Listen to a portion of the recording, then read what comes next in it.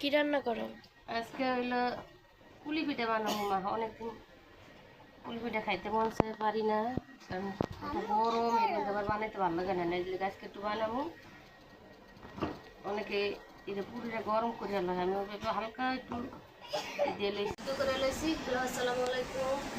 আপনারা কেমন আছেন? আলহামদুলিল্লাহ আমি ভালো আছি। এই যে আজকে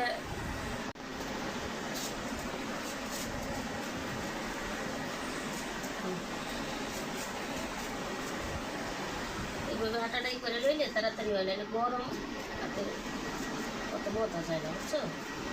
কি পিঠা বানাও? এইটা দেওয়া ই করে লওয়া লাগে, রুটির মতো। লওয়া লাগে। তো হইব না, কাইটা এখন গোল্লা করবো। এটা একটু নরম রাখছি, তাহলে বেলতে সুবিধা হবে।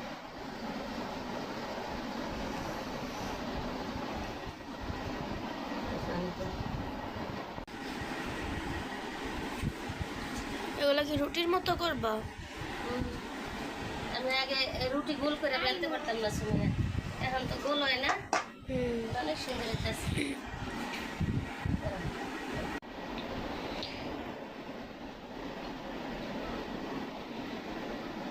এরকম করে বানায়? এগুলো দেশ গ্রামে বেশি বানানো হয়। আম্মু এগুলো কার থেকে শিখতো বানানো? এগুলো তোমার আপু শিখেছে, সত্যি কথা যেটা, এটা তো আমি পারি না। তোমার আপু আরো অনেক সুন্দর সুন্দর ই করতে পারে।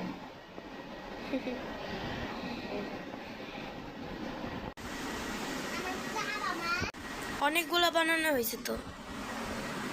লাভ বানাইতে চাই দেখো না, খালি এসে টুকটাকে করতে হবে।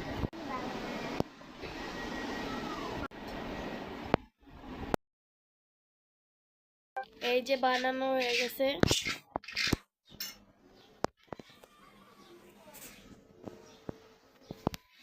খালি জায়গাটাতে